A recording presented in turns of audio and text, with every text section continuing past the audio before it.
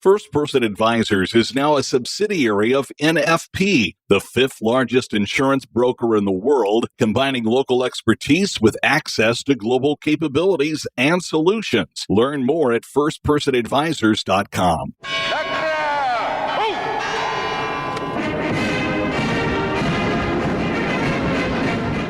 1995, Red Square and the Victory Day Parade, a time of uncertainty and transformation in Russia. Northern Indiana born and bred Nate Feltman was working in Russia, cutting his teeth in the business world. A global experience that served him well a decade later, when under Feltman's watch as Indiana Secretary of Commerce, Japan-based Honda set up shop building cars in Greensburg.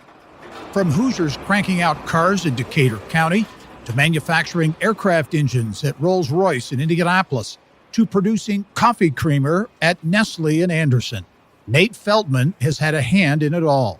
Join us for a conversation with the man who's made a big mark in Indiana business, IBJ Media CEO, publisher, and co-owner Nate Feltman, my guest on the Business and Beyond podcast.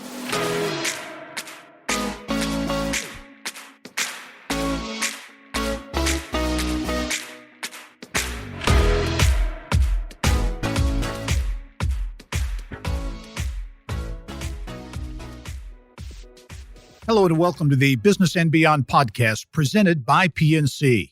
I'm Gary Dick.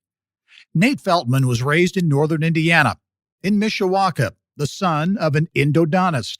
His dad is still in practice today. He graduated from Penn High School, went on to Indiana University, where he graduated with a BA in political science from the Kelley School of Business, then earned a law degree, not just any law degree, one in Russian law, from the IU McKinney School of Law. He spent nearly 4 years in Russia with an international law firm in the mid-90s, helping companies from around the globe set up shop.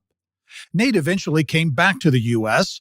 He spent time practicing law in Chicago before then-Governor Mitch Daniels named him Indiana Secretary of Commerce in 2006. Nate played a key role in bringing the Honda plant to Greensburg, the Nestle plant to Anderson. He left government 2 years later and went into the healthcare business. Now he's CEO and co-owner of IBJ Media, the parent company of Inside Indiana Business, a partnership that combines 60 years of business news coverage in the state. Local media ownership, deeply important to Nate Feltman. You know, I'm just a huge believer that local ownership makes such a huge difference. It's going to be phenomenal to have our companies together and really Hoosiers focused on Hoosiers and having a reliable, credible source of information, of course, within the business sector, the political and government sectors. And I believe that's incredibly important to maintain. And it is a real treat to be joined by Nate Feltman, the co-owner and CEO of IBJ Media. Nate, welcome. You are a busy guy. It's great to have you sit down for a few minutes for a little discussion. Thanks, Gary. Thank you. Appreciate being here with you. You know, you have bought and sold businesses. You've had a law career, former Secretary of Commerce. And I should mention one of the businesses you bought was Grow Indiana Media Ventures at Inside Indiana Business. And we're proud to be a division of IBJ Media now. What interested you in the media business? Well, hopefully that'll be the best acquisition yet, right? I like that. Yeah. Partnering with you to do fun and new things together as we go forward. What got me into media? It was not something I had planned on ever doing. I practiced law, as you mentioned, for quite some time, was an M&A lawyer with a couple of firms here in town and overseas. And what I knew for sure is I wanted to be in business. I didn't know the business, and I had careers in a couple different areas, healthcare initially, and then media, among other things. But I always had a great respect for the media, and I began to develop that respect when I worked with Governor Daniels as Secretary of Commerce, because I had to deal with the media quite a bit. And as I did that, my respect for media grew, and then a guy named Mickey Maurer rubbed off on me a little bit too, so that factored into the story. Yeah, and you have a global perspective throughout your career, but there's also a very strong Indiana connection in so much of what you're doing. You're a native Hoosier as well, but I know part of your acquisition, or a big part of your acquisition, and acquisition of Grow Indiana Media Ventures is that local ownership piece. That's right. really, really important to you. Yeah, I like you said, I grew up in northern Indiana in South Bend and Mishawaka, and I when I left the state, which I did after college and spent time overseas, I always knew that I wanted to come back to Indiana. There was something special that drew me back, and I knew I wanted to come back for. And there are a lot of parts of that. Maybe we'll talk a little bit about what makes Indiana special. But absolutely, another thing I learned from some of my mentors, and those mentors include Mitch Daniels and Mickey Maurer, is just how important local ownership is for the growth and longevity of any company. And so that's been important to me. And being in Indiana has always been important to me. Obviously, media ownership has gone away from local ownership in so many ways. Big corporate ownership is somewhat of the rule of the day. And not to say there aren't good situations there in some of those corporate situations, but do you think communities around the state of Indiana have, in a sense, suffered somewhat because of that lack of local ownership, that lack of attention to local issues? Well, there's no doubt in my mind that that's the case. And it's really not just my mind. I mean, I as you do, travel around the state, talk to people in communities where their newspaper, for example, is no longer under local ownership, and things have changed. And that's not just limited to the news business. I mean, it's really any. Yeah. I have sold companies in the healthcare space in particular to national, international outfits, and there's just something different when decision makers aren't local. They're not as engaged in the community. You're not running into them at the coffee shop. You're not banking with them. They're banking somewhere else. Local ownership means a lot in terms of community engagement. And that's why, of course, when in my Secretary of Commerce days, we always wanted to land headquarters. And we always are really careful in this state, of course, not to lose headquarters, because it's that CEO and executive team and all their employees' engagement in the community that means so much to any community. So the news business is no different. You got a really, I think, great perspective on the economic landscape of Indiana when you served as Secretary of Commerce, succeeding one of your mentors, Mickey Maurer, in the Daniels administration. As you look back on that experience, what was that like? I mean, certainly initially, was it an eye-opener? Did you learn things you didn't know about Indiana as you traveled around the state? It was all the above. It was absolutely an eye-opener, and I learned a great deal about our state and went to places I'd never been. I don't think I had been to Evansville. When you grew up in South Bend, the very north of the state, you don't hear a lot about what's going on in places like Evansville or Terre Haute, for that matter. Of course, I spent time in Bloomington, but I was a college student. I don't remember most of that. But you simply you learn so much, and you find out what's going on from a business standpoint in every community around the state, small towns, larger cities. And it was the most rewarding professional, one of the certainly most rewarding professional experiences I ever had, because you truly, and this is the case anytime someone is willing to serve in any public capacity, you get an opportunity to really feel like you're making an impact and you're making a difference. And there are lots of deals that we worked on at that time that you really knew that, but for the efforts of our governor and our team at the IEDC, simply they don't happen. And those are the ones that are the most special. Not all of them, you can say, fit into that category. But when you know you made a difference, it's one of the most rewarding feelings on behalf of Hoosiers. It's one of the most rewarding feelings you can have. In your view, how important was the creation of the Indiana Economic Development Corporation? Because I think it might have been Mitch Daniels' first bill he signed, I think. But anyways, a big change in the way Indiana did it. It was a sea change. We had, of course, the Indiana Department of Commerce, like most states, and it was a really big deal for a lot of reasons. I mean, the one that was often stated is that, we needed to be able to move at the speed government, in this case, needed to move at the speed of business, and couldn't do that under the prior iteration. And so creating the new Indiana Economic Development Corporation to allow private sector ideas and private sector, the way you run a company, like be part of the culture, and in terms of recruiting people, in terms of being responsive to businesses and their needs and trying to recruit new businesses to the state. It was really, really critical. And the most important part of that really was that for the first time in really ever, the economic development responsibility fell under the governor for the first time. It was always the lieutenant governor who was responsible under the Department of Commerce, reported directly to the lieutenant governor. That was a sea shift, and Mitch really wanted that. Most importantly, he wanted to have the opportunity to really contribute as a governor directly in economic development.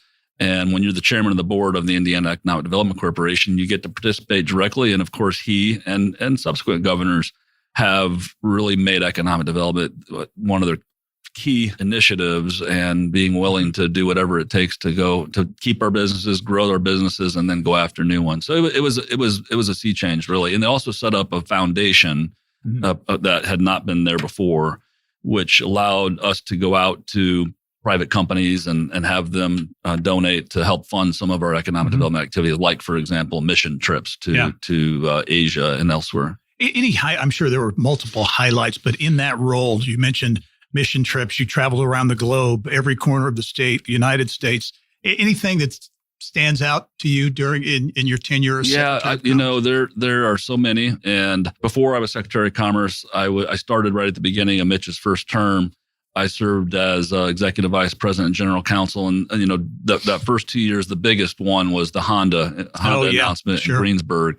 And I can remember being on a plane back from Japan when we got the news. The governor had flown ahead of us because he'd got the news first. Was told to keep it incredibly confidential. It was a big deal. But then when I was Secretary of Commerce, there are a couple that come to mind.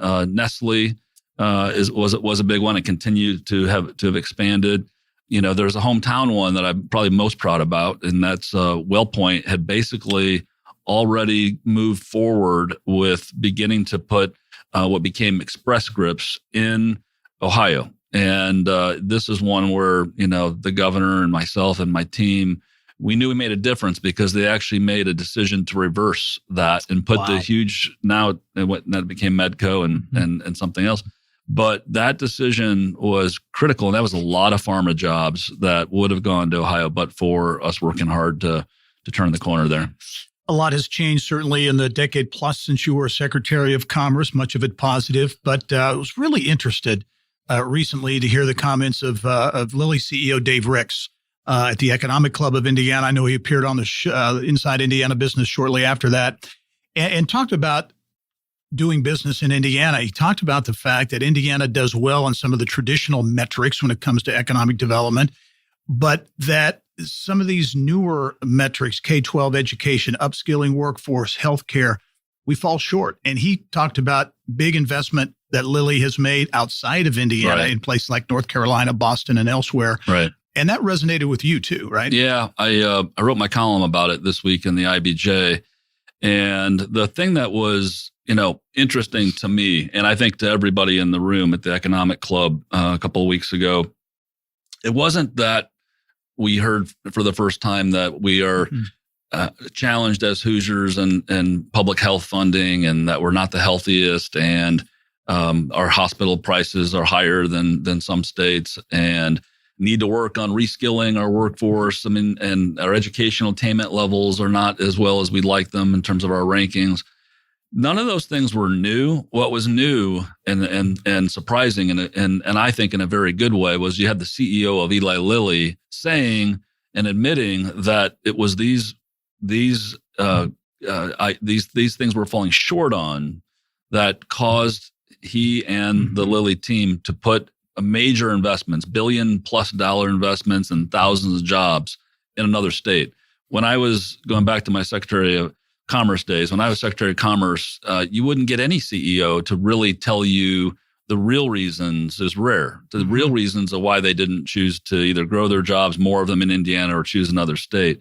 To have the Lilly CEO, and Lilly, of course, having over 100 years of incredible story in this state, and creation of the Lilly Endowment, Elanco, which just broke ground in downtown. Corteva is a spinoff also was of Lilly.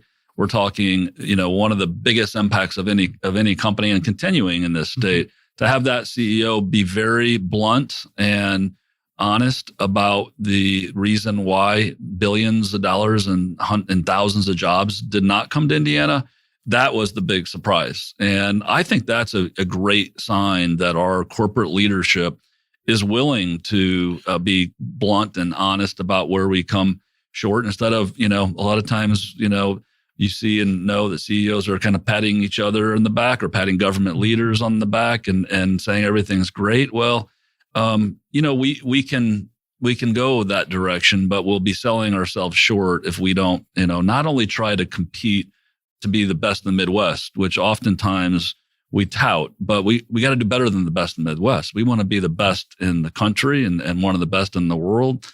And to get the huge pharma companies and life science companies and all the other industries, we want the best jobs, the most high paying jobs. I really thought it was awesome that he was candid and gave, Indiana, frankly, the recipe that we need in order to go after the jobs of the future. So that was very refreshing in that regard. And I'm told that Lilly is going to take that message out on the road and have Dave Ricks talk more about that. Would you like to see other high-profile CEOs do the same thing? Because as I think you would agree, really makes a difference. I would. It's a good question. And I would love to see, from my perspective, and there are a lot of others who I speak with who feel the same way, this isn't just the responsibility of government. And frankly, government can't and doesn't have the resources, the organization, the wherewithal to do all the things that we need to do in the areas that he mentioned and I mentioned earlier: healthcare and education and workforce development and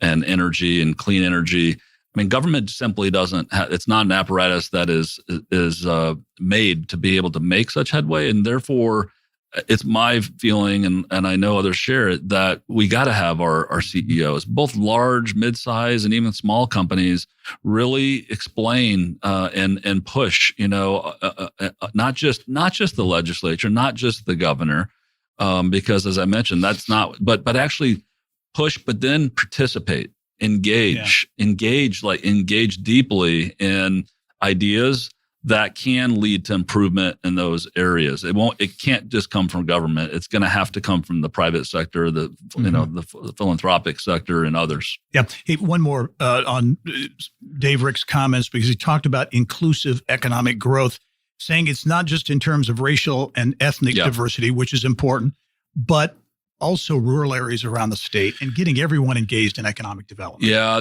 So there's so many aspects to it when he uses the word inclusive, and I think he means all of them.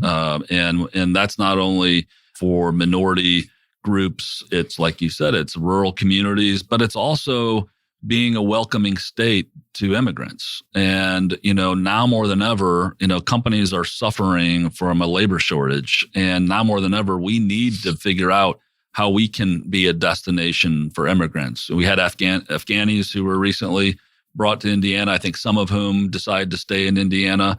We have Ukrainians who are leaving in record numbers, of course, with the war in Ukraine. And, we need to be a place where people from outside our country want to come and raise a family and have opportunity. And, that's an area that we got to keep on working on as well. Much more with Nate Feltman when we return, what it was like growing up in South Bend and Mishawaka, a law career that included 4 years in Russia, and a lot more. That's when the Business and Beyond podcast returns.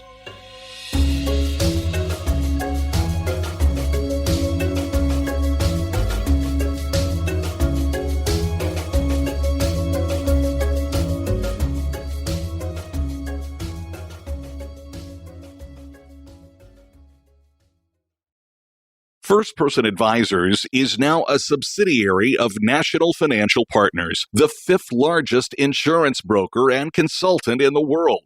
Develop your total reward strategies all in one place with the combination of First Person's local expertise and NFP's global resources and integrated solutions. Learn more at firstpersonadvisors.com.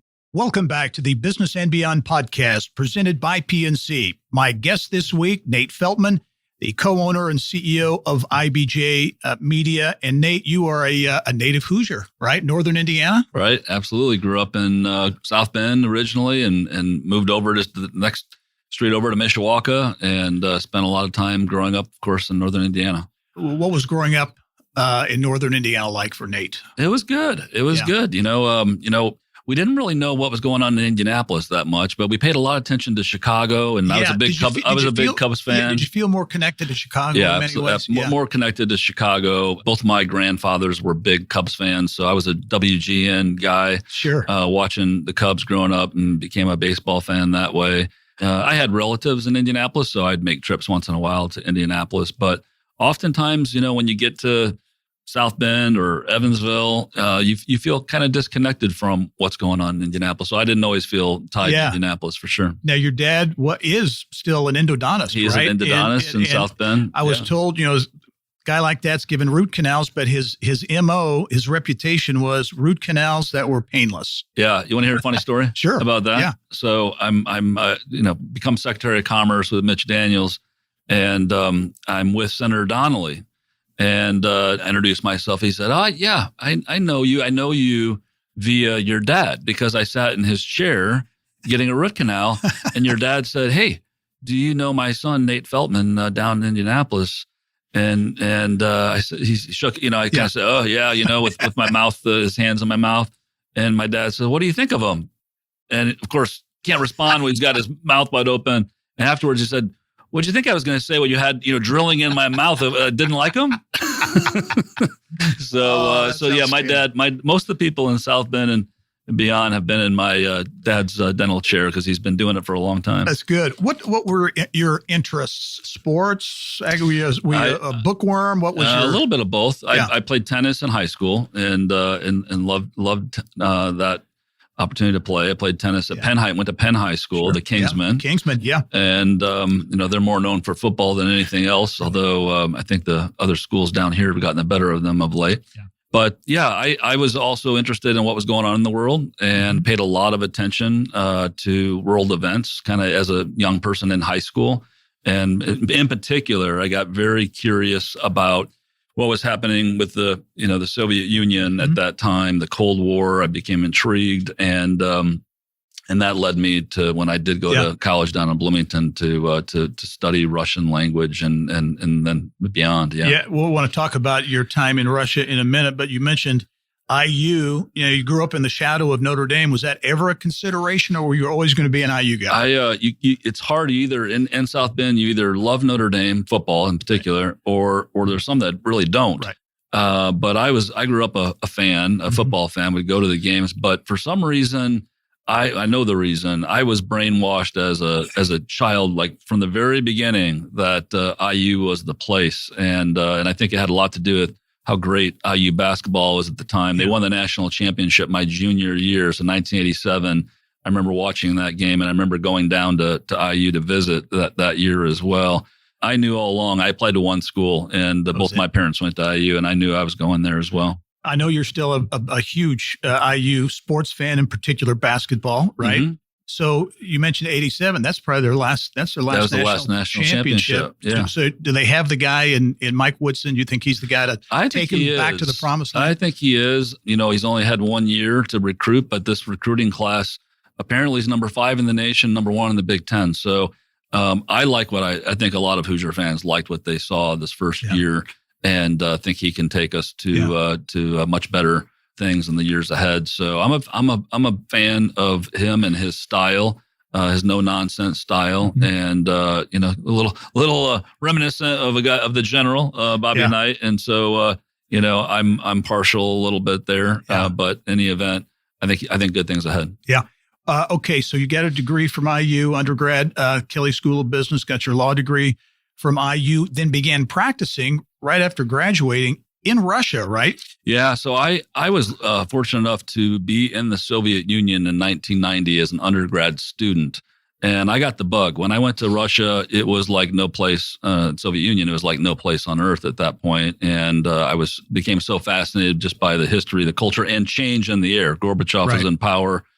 he and Reagan were meeting and having summits. And I took an arms control class at IU and learned what MAD means, mutually assured destruction, and thought, just like the rest of the world, that this can't last forever. And it didn't. And I went back my summer in law school in 1994 and went back in 95 after I graduated law school and did a master's in Russian law and began working. I got the opportunity of a lifetime from my perspective at that time, which was to work for a very well-known international law firm called Baker & McKenzie.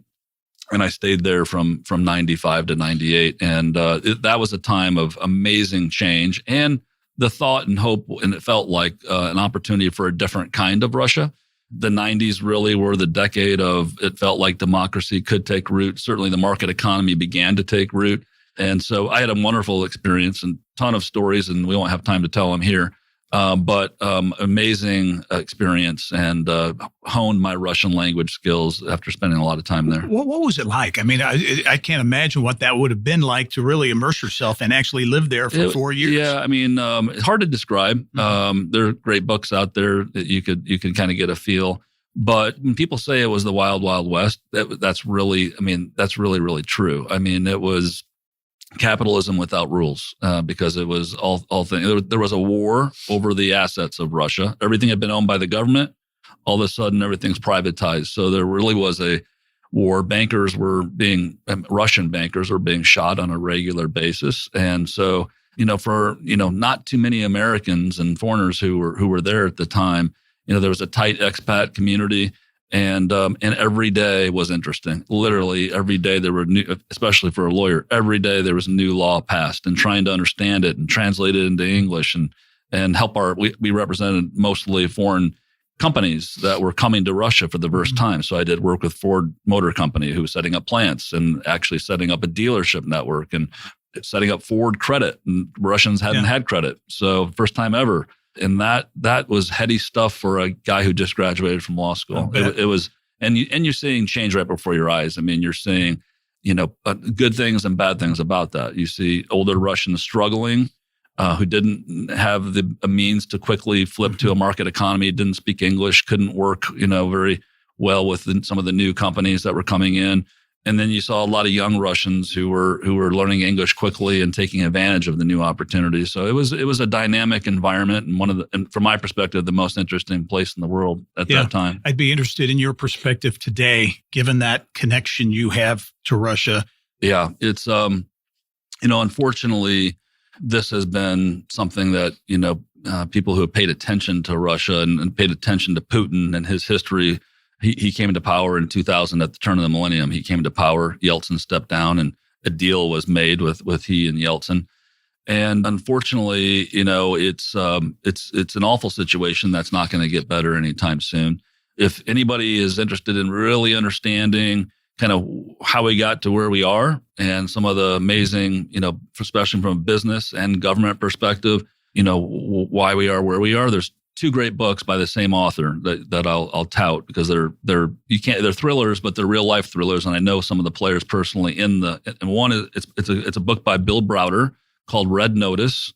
He was a capitalist, set up a private equity fund in Russia in the early days.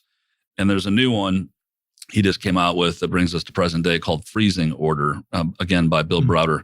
If you want real life thrillers and the understanding of what life was like in the 90s and all the way up to present day, those are two great books by the same author telling a real life story. Yeah.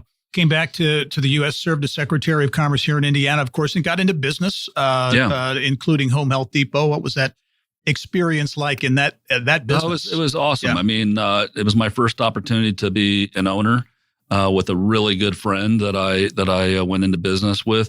And, when you're a lawyer, you can look at documents and you can talk to your clients and you hear and you try to advise on all the things that matter from a business and legal perspective. But actually owning a business is totally different. Something I always wanted to do and experience. So we grew Home Health Depot from, 20 or so employees and grew it all the way up to 250 employees in about a 7-year period, did 5 acquisitions. And then we sold the business in 2017. Very rewarding, learned a ton, and it was a great opportunity to grow. And we grew not only in Indiana but in 5 other states. In your view, people talk about what makes Indiana special. Your experiences, your background, both in the business world as Secretary of Commerce and elsewhere, give you, I think, unique perspective. What is it in your view that makes Indiana a good place? Faces challenges, no question about it, but a special place to do business and raise a family. Yeah, I mean, sometimes we have a hard time actually as Hoosiers just actually trying to capture that question. But in my view, Indiana, the ease of getting to know people and to get to the people that you want to get to know, and the opportunity to mentor, the openness that people have in business community and not just the business community have in this community, and the support that I think a lot of young people get. It's that openness, collaboration. As you know, the history of collaboration, especially in central Indiana, is a great one.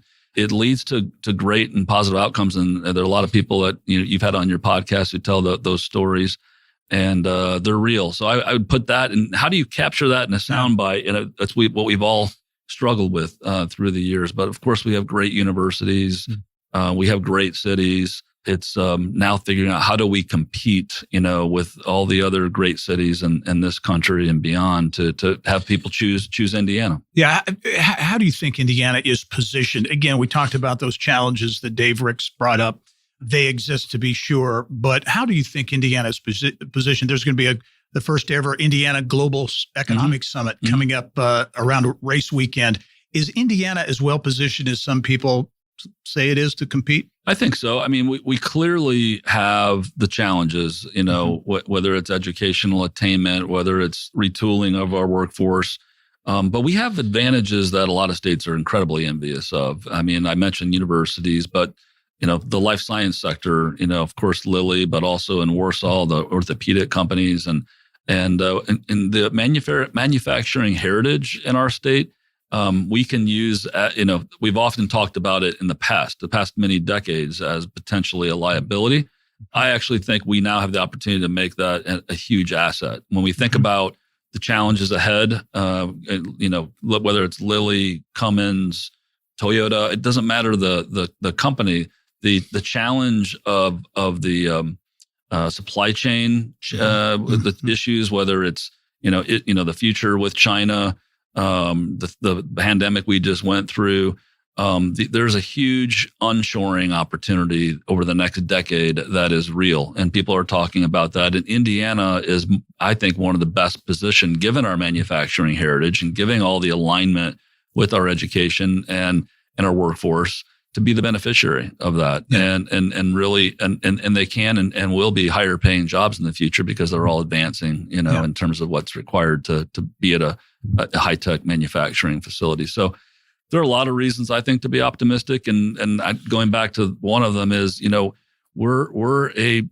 some ways a big little city, and that plays have historically played above our weight class. And that comes from collaboration between government, private sector, philanthropic sector. And when all those sectors collaborate and really say, hey, these are the goals that we have to hit and we're more specific about what those are, we usually have achieved those goals. And it's time for us to kind of pick we can't be great at everything. If you can drown in a sea, but if you can be pretty specific about here are the things we want, for example, we want to get really, really good at retaining graduates and do it better than anybody else in the country. There are so many strategies to doing that, but if we all work together on that, I bet we can tackle it and do well. Yeah.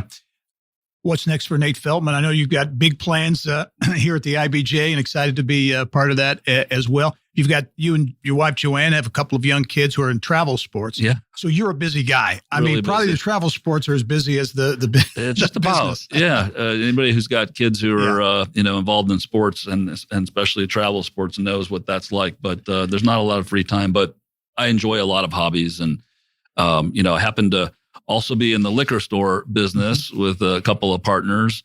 And so we've got some growth on that area too. But as you know, from working together, IBJ Media and the opportunities around the state of Indiana to grow our business are really taking the bulk of my time.